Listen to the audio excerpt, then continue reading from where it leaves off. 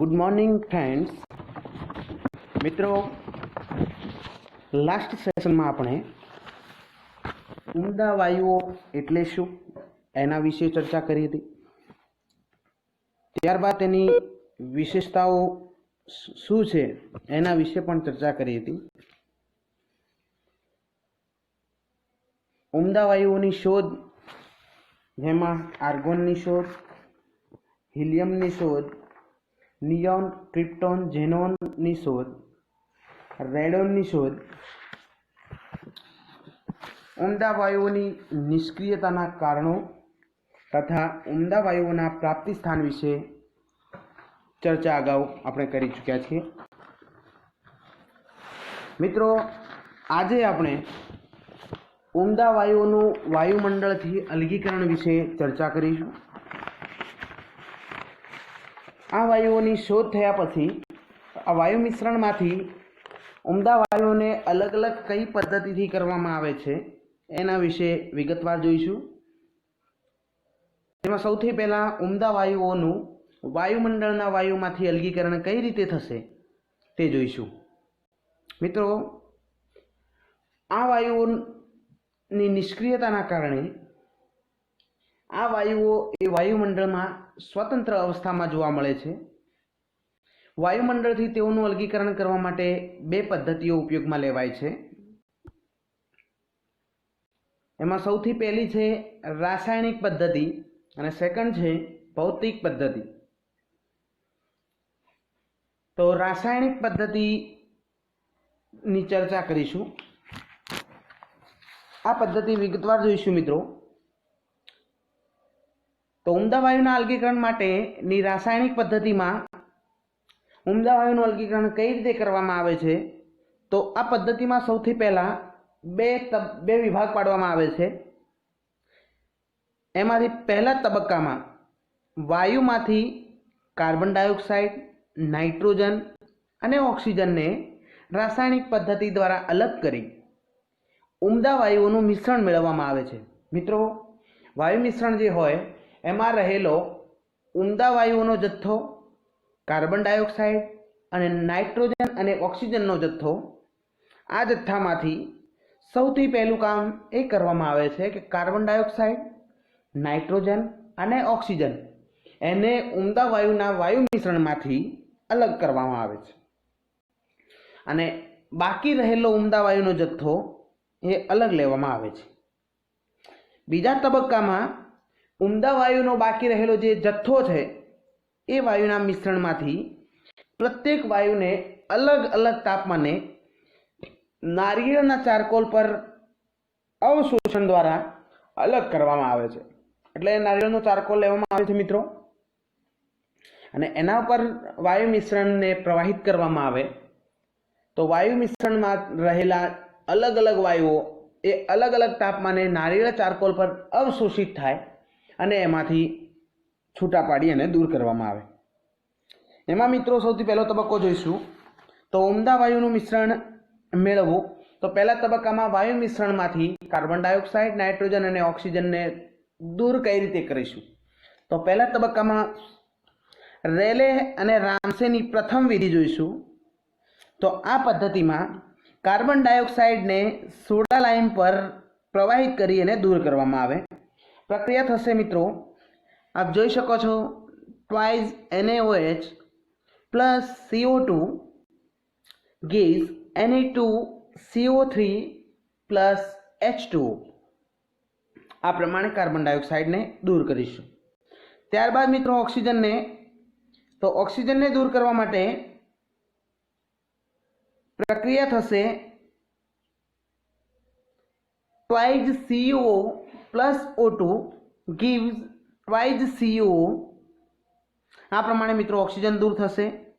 હવે વાયુ મિશ્રણમાં રહેલી પાણીની જે બાષ્પ છે એ બાષ્પને P2O5 દ્વારા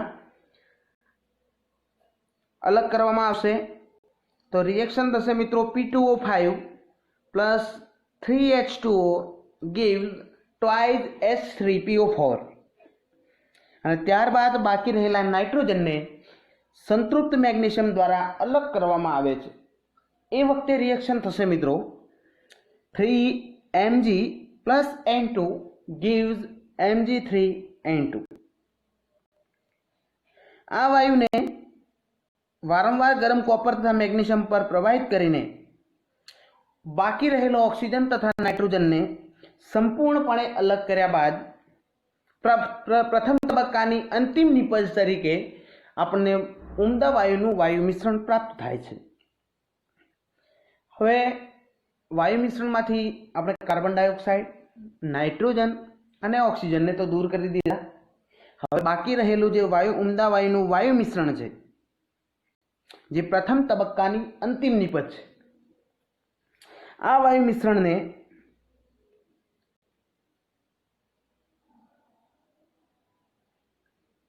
આગળની સ્લાઇડમાં આપણે આકૃતિ દર્શાવેલી છે. એ આકૃતિ મુજબ 9:11 પ્રમાણમાં હવા તથા ઓક્સિજનના મિશ્રણને સળંગ 50 લીટરની ક્ષમતાવાળા કાચના ગોળાકાર ચંબુમાં પ્રવાહિત કરવામાં આવે છે. એટલે મિત્રો 9:11, 9 ભાગ હવાના અને 11 ભાગ ઓક્સિજનના લઈ અને આ જે મિશ્રણ છે એને સળંગ 50 લીટરની કેપેસિટી વાળો જે કાચનો ગોળાકાર ચંબો હોય એમાં સતત પ્રવાહિત કરવામાં આવે. અને પ્રવાહિત કરવામાં આવે એ વખતે આ નળાકાર ચંબુની અંદર પ્લેટિનમના ઇલેક્ટ્રોડ લાગેલા હોય છે અને આ ઇલેક્ટ્રોડમાં 6600 થી 8000 વોલ્ટના ઉચ્ચ પોટેન્શિયલ પર ઓક્સિજન તથા નાઇટ્રોજનની ક્રિયા કરી અને નાઇટ્રોજનના ઓક્સાઇડ બનાવે છે. અને નાઇટ્રોજનના ઓક્સાઇડને કોસ્ટિક સોડા મારફત દૂર કરવામાં આવે છે, જેને સતત ફ્લાસ્કમાં પ્રવાહિત કરવામાં આવે છે. તેની સાથે નાઇટ્રોજનના ઓક્સાઇડો પણ ધીમે ધીમે બહાર નીકળી જાય છે. મિત્રો, નાઇટ્રોજન અને ઓક્સિજનની ક્રિયા દ્વારા બનેલા નાઇટ્રોજનના ઓક્સાઇડો એ કેવી રીતે દૂર થાય છે એની રિએક્શન જોઈ લો. તો નાઇટ્રોજન અને ઓક્સિજન વચ્ચે પ્રક્રિયા થશે. આપણે નળાકાર ચંબુની અંદર ઉચ્ચ પોટેન્શિયલ આપીએ છીએ. હવે ઉચ્ચ પોટેન્શિયલ આપવાને કારણે નાઇટ્રોજનના અને ઓક્સિજનની વચ્ચે વિદ્યુત વિભાજન થઈ અને નાઇટ્રોજનના ઓક્સાઇડ બનશે. નાઇટ્રોજનના ઓક્સાઇડ વધારે ઓક્સિજન સાથે પ્રક્રિયા કરી નાઇટ્રોજન ડાયોક્સાઇડ બનશે. અને આ નાઇટ્રોજન ડાયોક્સાઇડને કોસ્ટિક સોડા લાઇમ સાથે પ્રક્રિયા કરાવી અને એને દૂર કરવામાં આવશે. રિએક્શન મિત્રો જોઈ શકો છો. Twice NaOH plus twice NO2 gives NaNO3 plus NaNO2 plus H2. જ્યારે પણ આ વાયુ મિશ્રણને નળાકાર ચંબુમાં પ્રવાહિત કરવામાં આવે તો આકૃતિમાં દર્શાવ્યા મુજબ મિત્રો જોઈ શકો છો. વાયુ તથા ઓક્સિજનનું 9:11નું મિશ્રણ એને ચંબુની અંદર દાખલ કરવામાં આવે. ચંબુમાં લાગેલા પ્લેટિનમ ઇલેક્ટ્રોડ એ ઉચ્ચ પોટેન્શિયલ પેદા કરશે અને ઉચ્ચ પોટેન્શિયલથી ચંબુની અંદર વિદ્યુત વિભાજનની પ્રક્રિયા થશે. વિદ્યુત વિભાજનની પ્રક્રિયા થઈ અને આકૃતિમાં દર્શાવ્યા મુજબ ઉમદા વાયુનું મિશ્રણ પ્રક્રિયા થયા વિના પડ્યું રહેશે અને એમાં વધેલો નાઇટ્રોજન અને ઓક્સિજન પ્રક્રિયા કરી નાઇટ્રોજનના ઓક્સાઇડ બનાવશે. હવે આ રીતે નાઇટ્રોજનના ઓક્સાઇડોને દૂર કર્યા પછી જે ચંબુની અંદર બાકી રહેલો જે વધારાનો ઓક્સિજન હોય એને તટસ્થ પાયરોગેલોલ ગોળામાં દાખલ કરી અને અવશોષિત કરી અને દૂર કરવામાં આવે. ત્યારબાદ ગોળાકાર ચંબુની અંદર માત્ર ઉમદા વાયુનું મિશ્રણ બાકી રહેશે અને આ ઉમદા વાયુના મિશ્રણને એમાંથી દૂર કરવામાં આવે. મિત્રો, ત્યારબાદ જોઈશું ફિશર અને રિંઝેની પદ્ધતિ. ફિશર અને રિંઝેની પદ્ધતિમાં ઉમદા વાયુમાંથી ઉમદા વાયુનો જે જથ્થો છે એ જથ્થામાંથી ઉમદા વાયુઓને अलग કરવામાં આવે અને ફિશર એન્જિનની પદ્ધતિ એ ઉમદા વાયુના અલગીકરણ માટેની આધુનિક પદ્ધતિ છે। આ પદ્ધતિમાં વાયુને લોખંડના રિટાર્ડમાં રાખેલ કેલ્શિયમ કાર્બાઇડ તથા કેલ્શિયમ ક્લોરાઇડના 9:10ના ગરમ મિશ્રણ પર 800 °C તાપમાને પ્રવાહિત કરવામાં આવે અને વિવિધ પ્રક્રિયાઓ થઈ અને ઉમદા વાયુ છૂટા પાડવામાં આવે। એમાં જોઈશું કઈ રીતે થાય છે। તો calcium carbide CaC2 + N2 gives 800 °C તાપમાને પ્રક્રિયા થશે CaCN2 + C। આ રીતે વધેલો કાર્બન એ ઓક્સિજન સાથે પ્રક્રિયા કરશે તો C + 1/2 O2 gives CO carbon monoxide બનાવે છે। આ રીતે બનેલો carbon monoxide CO + C + O2 CO2 બને છે। કેલ્શિયમ કાર્બાઇડ અને CO2 વચ્ચે પ્રક્રિયા થઈ અને કેલ્શિયમ કાર્બોનેટ બને છે। પ્રક્રિયા થશે મિત્રો twice CaC2 + twice CO2 gives twice CaCO3 + 5C। આ રીતે મળતા કાર્બન મોનોક્સાઇડ અને કાર્બન ડાયોક્સાઇડ યુક્ત ઉમદા વાયુના મિશ્રણને લાલ કોપર પર પ્રવાહિત કરી અને દૂર કરવામાં આવે છે। લાલ કોપર પર પ્રવાહિત કરવાથી કાર્બન મોનોક્સાઇડ અને કાર્બન ડાયોક્સાઇડ ઓક્સિડેશન અનુભવે છે। આ કાર્બન ડાયોક્સાઇડને કોષ્ટિક પોટાશના દ્રાવણમાં અવશોષિત કરીને દૂર કરી શકાય છે। પ્રક્રિયા થશે મિત્રો CuO copper oxide + carbon monoxide gives Cu + CO2। આ રીતે મુક્ત થયેલા કાર્બન ડાયોક્સાઇડની KOH કોષ્ટિક પોટાશ દ્વારા પ્રક્રિયા થઈ અને પોટાશ કાર્બોનેટ બનાવે છે। પ્રક્રિયા થશે મિત્રો twice KOH + CO2 gives K2CO3 + H2O। અને આ રીતે મળતા મિશ્રણને સાંદ્ર H2SO4 કે P2O5 દ્વારા વધારાનો ઓક્સિજનને અવશોષિત કરી અને શુદ્ધ કરવામાં આવે છે। હવે મિત્રો આ સુધી જોઈ જે પદ્ધતિઓ એ પદ્ધતિઓ દ્વારા આપણે ઉમદા વાયુઓનું મિશ્રણ મેળવ્યું। હવે ઉમદા વાયુના મિશ્રણમાંથી પ્રત્યેક વાયુ ઉમદા વાયુનું મિશ્રણ એટલે કે એમાં હિલિયમ હશે, આર્ગોન હશે, નિયોન હશે, ક્રિપ્ટોન હશે, ઝીનોન હશે, રેડોન હશે। આ બધા જ વાયુનું મિશ્રણ હશે। આ વાયુ મિશ્રણમાંથી પ્રત્યેક વાયુને હિલિયમને અલગ, નિયોનને કઈ રીતે અલગ કરી શકાય, આર્ગોનને કઈ રીતે અલગ કરીશું એની પદ્ધતિની ચર્ચા કરીશું મિત્રો। તો ઉમદા વાયુના મિશ્રણમાંથી પ્રત્યેક વાયુના અલગીકરણ માટેની પદ્ધતિઓ જોઈશું। એમાં સૌથી પહેલી પદ્ધતિ છે મિત્રો ડીબાર નારિયેળ ચારકોલ વિધિ। ડીબાર નારિયેળ ચારકોલ વિધિમાં નારિયેળના ચારકોલ પર જુદા જુદા ઉમદા વાયુઓને અલગ અલગ તાપમાને અધિશોષિત કરે છે। મિત્રો નારિયેળ ચારકોલ એ ઉમદા વાયુના મિશ્રણને અલગ અલગ તાપમાને અધિશોષિત કરે છે। આથી આ વાયુને અલગ પાડવા માટે ઉમદા વાયુના મિશ્રણને પ્રવાહી વાયુથી ચોક્કસ તાપમાને ઠંડા પાડેલા નારિયેળ ચારકોલ પર પ્રવાહિત કરવામાં આવે છે।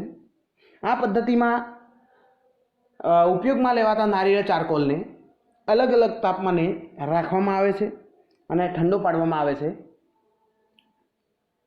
ઠંડા પાત્રને જરૂરિયાત મુજબ અલગ અલગ તાપમાને રાખવામાં આવે છે। ગોળામાં વાયુઓને લગભગ અડધો કલાક રાખવામાં આવે છે જેથી અધિશોષણ પૂર્ણ થઈ શકે। ત્યારબાદ જે વાયુ અધિશોષણ થયા વગરનો રહી જાય તેને પંપથી બહાર કાઢી લેવામાં આવે છે। આકૃતિમાં જોશો મિત્રો तो સૌથી પહેલાં ઉમદા વાયુનું જે મિશ્રણ છે જેની અંદર હિલિયમ, નિયોન, આર્ગોન, ક્રિપ્ટોન ને ઝેનોન આવેલા છે, આ વાયુ મિશ્રણને આકૃતિમાં દર્શાવ્યા મુજબ અલગ અલગ તાપમાને રાખેલા નારિયેળ ચારકોલ પર પ્રવાહિત કરવામાં આવે છે। તો આકૃતિમાં જોશો તો સૌથી પહેલાં -100 તાપમાને રાખેલા ठंडा नारियल चारकोल पर उमदा वायुનું मिश्रण प्रवाहित કરવામાં આવે। જે પહેલા ભાગમાં અધિશોષિત આર્ગોન, ક્રિપ્ટોન અને ઝેનોન એ નારિયેળ ચારકોલ પર અધિશોષિત થઈ જશે। બાકી રહેલો હિલિયમ અને નિયોન એને પંપથી બહાર કાઢી લેવામાં આવે, જે નારિયેળ ચારકોલ પર અધિશોષિત થશે નહીં। આ રીતે બાકી રહેલો વાયુ કે જે અધિશોષિત થયા વગરનો રહે છે એ વાયુને બીજા તબક્કામાં મોકલવામાં આવે। તો બીજા ભાગમાં રાખેલા ઠંડા નારિયેળ ચારકોલને પ્રવાહી નાઇટ્રોજનથી -196 તાપમાને રાખી અને ઠંડો કરવામાં આવે। આ રીતે ठंडो पाड़ेल नारियल चारकोल पर हीलियम तथा नियोनનું मिश्रण प्रवाहित करवामां आवे। आ पात्र में हीलियम और नियोन ने अर्धो कलाक सुधी राखवामां आवशे। त्यां नियोनનું अधिशोषण थई जशे अने हीलियम वायु बाकी रहेशे। हीलियम वायुने पात्रना बीजा भागेथी दूर करवामां आवे। तो आकृतिमां जोयुं ए प्रमाणे मित्रों उमदा वायुना मिश्रणमांथी प्रथम भागमां -100 तापमाने आर्गोन, क्रिप्टोन ने ઝેનોનનું एक मिश्रण तमने मळशे। हीलियम और नियोन प्रथम भाग में अधिशोषित थया वगर बाकी रहेशे। आ हीलियम नियोन ने पंप थी बीजा भाग में मोकलवामां आवे। तो बीजा भाग में -196 तापमाने प्रवाही नाइट्रोजन ने भरेलो हशे। एमां नारियल चारकोल ने ठंडो पाड़ेलो हशे।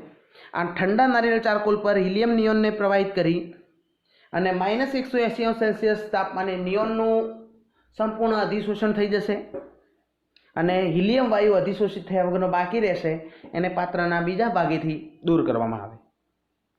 आम अलग अलग 3 तबक्कामां सौथी पहेला आर्गोन, क्रिप्टोन ने ઝેનોન, बीजा तबक्का में नारियल चारकोल पर अधिशोषित थयेलो नियोन अने छेल्ले अधिशोषित थया वगरनो हीलियम वायु आपणे प्राप्त थाय छे। मित्रों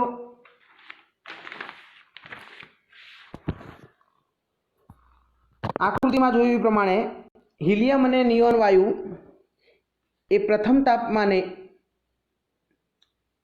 प्रथम भाग में नारियल चारकोल पर अधिशोषित थता नथी। आथी तेमने पंप द्वारा डीबार फ्लास्कमांथी बहार काढवामां आवे अने बाकी रहेलो आर्गोन, क्रिप्टोन, ઝેનોન ए नारियल चारकोल पर अधिशोषित रहे छे।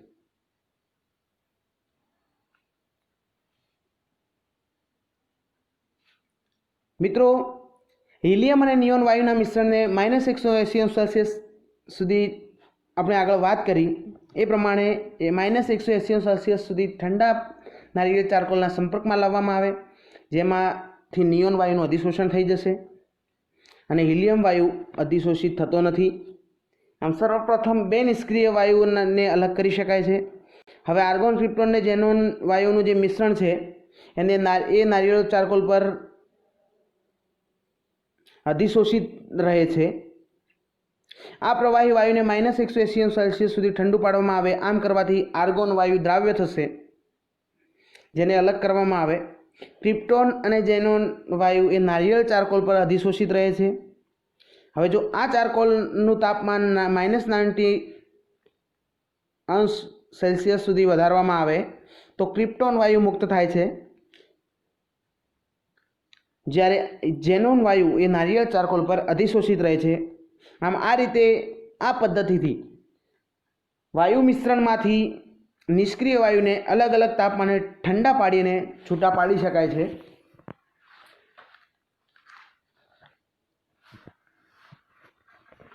હવે મિત્રો ઉમદા વાયુના અલગીકરણ માટેની ભૌતિક પદ્ધતિ વિશે ચર્ચા કરીશું।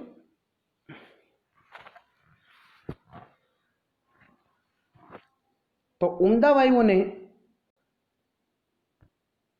અલગ કરવા માટે ભૌતિક પદ્ધતિમાં સૌથી પહેલી પદ્ધતિ છે પ્રવાહી વાયુના અસરકારક નિષ્કર્ષણ દ્વારા। તો આ પદ્ધતિમાં પ્રવાહી વાયુના વિભિન્ન ઘટકોના ઉત્કલન બિંદુમાં તફાવત હોય છે, જે આપ જાણો છો। તો આ ઉત્કલન બિંદુનો તફાવત છે, એના તફાવતને આધારે અલગ અલગ તાપમાને પ્રવાહી ઉમદા વાયુના મિશ્રણને રાખવામાં આવે અને એ વાયુ મિશ્રણમાંથી એમને અલગ કરી શકાય। સૌથી પહેલાં જોઈશું હિલિયમ વાયુ એ -269°C તાપમાને એ પ્રવાહી સ્વરૂપમાં ફેરવાશે, એટલે એને અલગ કરી શકાશે। નિયોન વાયુ -246° તાપમાને પ્રવાહીકૃત થશે।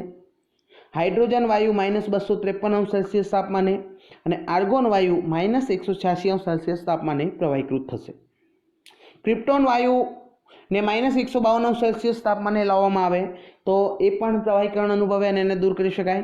ઝેનોન વાયુ -107° તાપમાને રાખવામાં આવે તો એને પણ એ રીતે દૂર કરી શકાય। નાઇટ્રોજન -195.7° તાપમાને પ્રવાહીકૃત થશે અને એને દૂર કરી શકાય। ઓક્સિજનને પણ -183° તાપમાને રાખવામાં આવે તો ઓક્સિજન પ્રવાહી થઈ જશે અને પ્રવાહી થાય તો એને પણ દૂર કરી શકાય। મિત્રો આપ પેટ્રોલિયમના વિભાગીય નિસ્યંદનથી વાકેફ છો। પેટ્રોલિયમનું વિભાગીય નિસ્યંદન જે પ્રમાણે કરવામાં આવે કે અલગ અલગ તાપમાને પેટ્રોલિયમ જે હોય એને રાખવામાં આવે તો પેટ્રોલમાંથી અલગ અલગ ઘટકોનું પેટ્રોલિયમમાંથી અલગ અલગ ઘટકો છૂટા પડે। એ જ પ્રમાણે વાયુ મિશ્રણ છે એને અલગ અલગ તાપમાને ઠંડા પાડવામાં આવે તો એ પ્રવાહીકૃત થઈ અને દૂર થશે। મિત્રો આ ભૌતિક પદ્ધતિમાં ઉત્કલન બિંદુનો તફાવત છે એ જોઈશું તો એમના તફાવતમાં બહુ જાજો ફેર છે નહીં, ખૂબ ઓછો ફરક જોવા મળે છે। તો એમાં હિલિયમ અને નિયોનના ઉત્કલન બિંદુ ખૂબ જ ઓછા છે। આથી પ્રવાહી વાયુના પ્રવાહીકરણ સમયે હિલિયમ તથા નિયોન તો વાયુ સ્વરૂપે જ રહેશે, જ્યારે બાકીના બધા વાયુઓ શું થઈ જશે? પ્રવાહિત થઈ જશે। આર્ગોન તથા ઓક્સિજનના ઉત્કલન બિંદુમાં ખૂબ ઓછો તફાવત હોવાથી આ બંને એક સાથે પ્રવાહીકરણ અનુભવે તથા એક જ અસરકારક ખંડમાં પ્રાપ્ત થાય। એ જ પ્રમાણે મિત્રો ક્રિપ્ટોન અને ઝેનોન આ બંને વાયુઓના ઉત્કલન બિંદુ પણ ઊંચા છે, જે સૌથી ઝડપથી પ્રવાહીકરણ અનુભવી સૌથી પ્રથમ અલગ થશે। મિત્રો આ થઈ ભૌતિક પદ્ધતિ માટે પ્રવાહી વાયુના અસરકારક નિષ્કર્ષણની વાત। ત્યારબાદ મિત્રો ઉમદા વાયુના અલગીકરણ માટેની લિંડેની પદ્ધતિની ચર્ચા કરીશું। તો જોઈશું મિત્રો ઉમદા વાયુના અલગીકરણ માટેની લિંડેની પદ્ધતિ।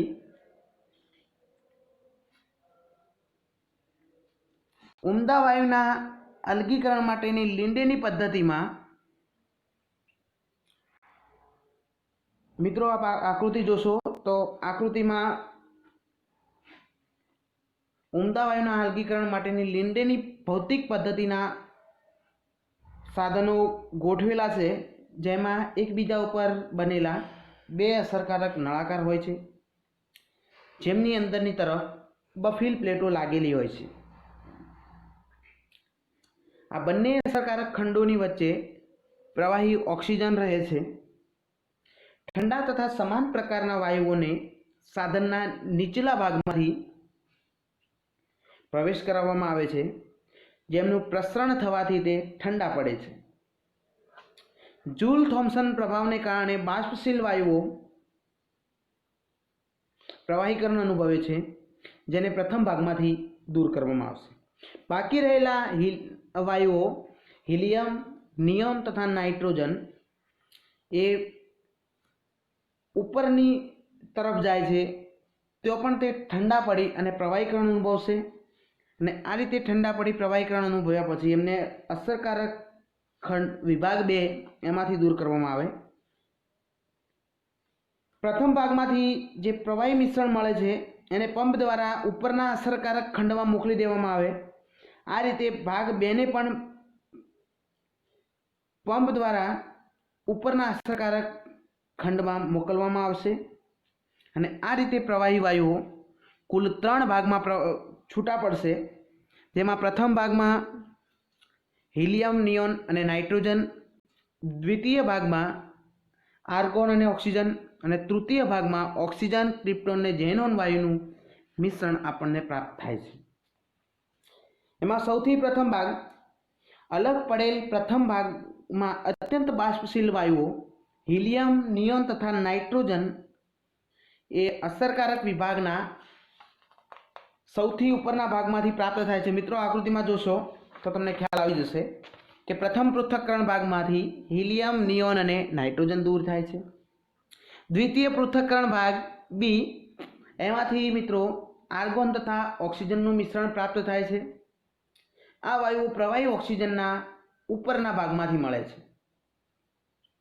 અને તૃતીય ભાગમાં મિત્રો તૃતીય પૃથ્થકરણ ભાગ સી માં પ્રવાહી ઓક્સિજન, ક્રિપ્ટોન અને ઝેનોનનું મિશ્રણ પ્રાપ્ત થાય છે અને આ વિભાગમાંથી ઊંડા વાયુઓને અલગ કરવામાં આવે છે।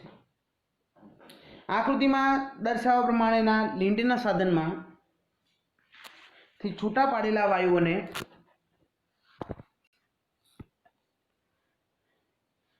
પ્રથમ પૃથ્થકરણ ભાગમાંથી મુક્ત થયેલો હિલિયમ તથા નિયોન વાયુ જે છે એનું અલગીકરણની ચર્ચા કરીશું। તો હિલિયમ અને નિયોનનું અલગીકરણ કઈ રીતે થશે એ મિત્રો જોઈશું। તો પ્રથમ ભાગમાંથી હિલિયમ અને નિયોનના પ્રવાહી મિશ્રણને પ્રવાહી નાઇટ્રોજન દ્વારા ઠંડી પાડેલ સર્પાકાર નળીમાંથી પ્રવાહિત કરવામાં આવે છે। મિત્રો આકૃતિમાં જોશો તો તમને ખ્યાલ આવશે કે હિલિયમ, નિયોન તથા નાઇટ્રોજનનું મિશ્રણ એને સર્પાકાર નળીમાં પ્રવાહિત કરવામાં આવે। નાઇટ્રોજનનો મોટો ભાગ પ્રથમ ભાગની અંદર સંગ્રહિત થઈ જશે, કેમ કે પ્રવાહી નાઇટ્રોજનથી ઠંડી પાડેલી નળી છે એટલે પ્રવાહી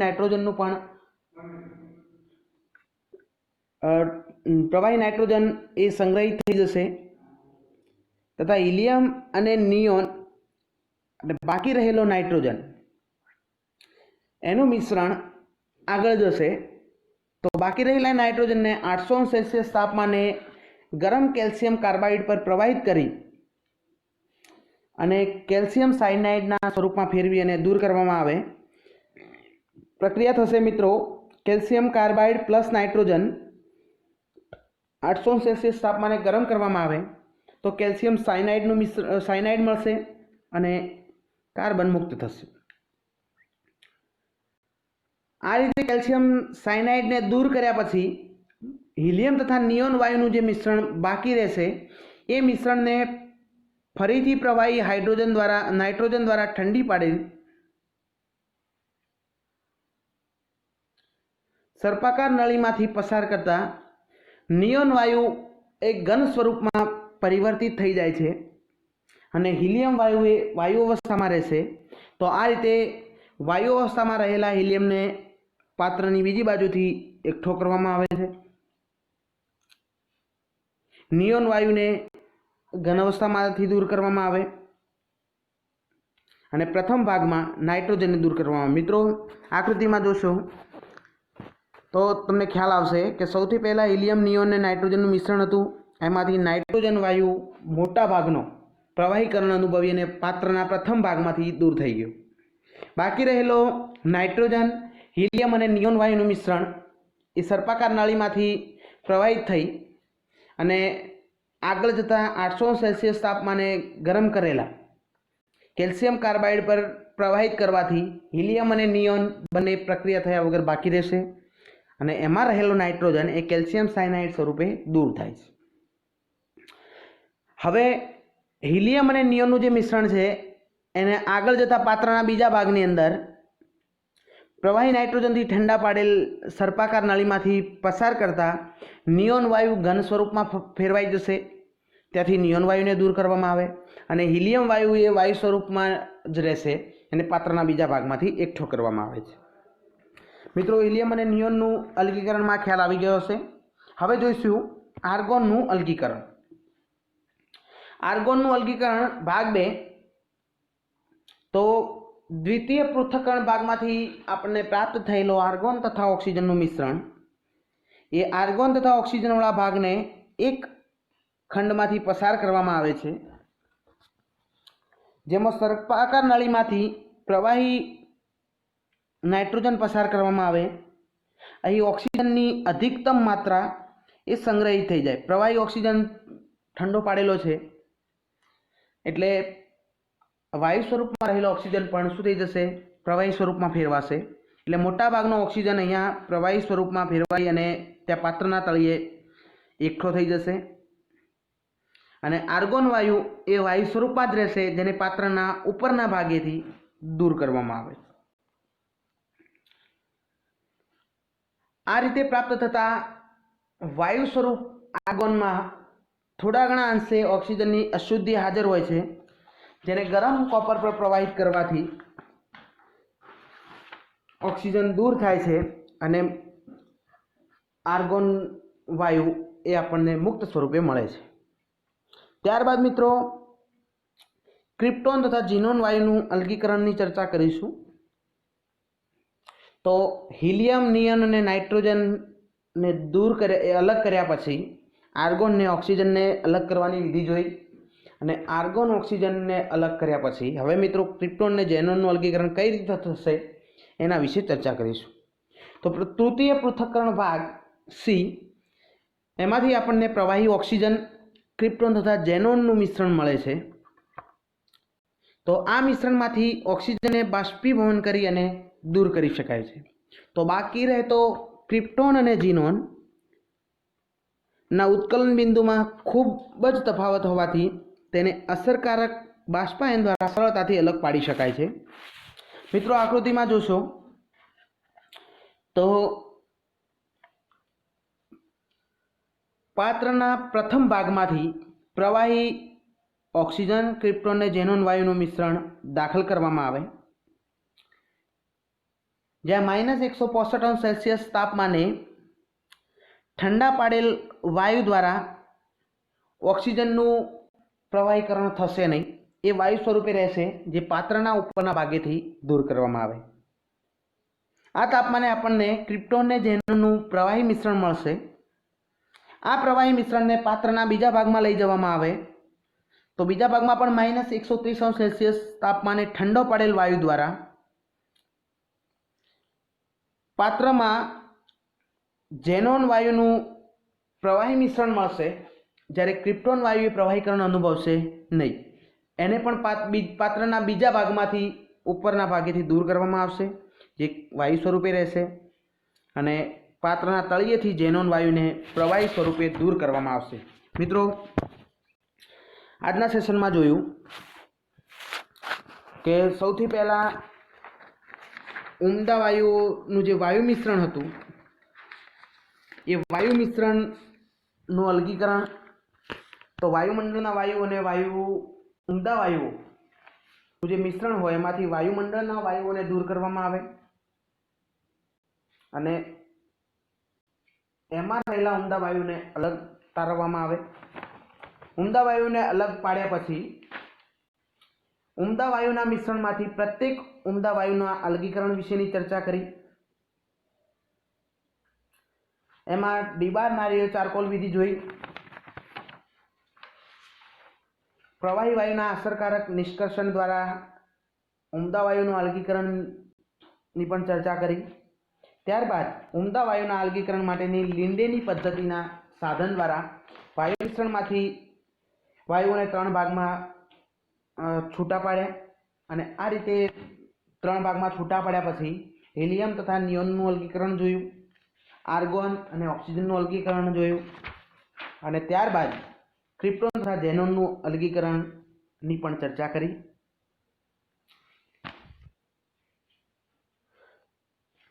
હવે પછી મિત્રો ઉમદા વાયુઓના સંયોજનોની બનાવટ વિશેની ચર્ચા કરીશું.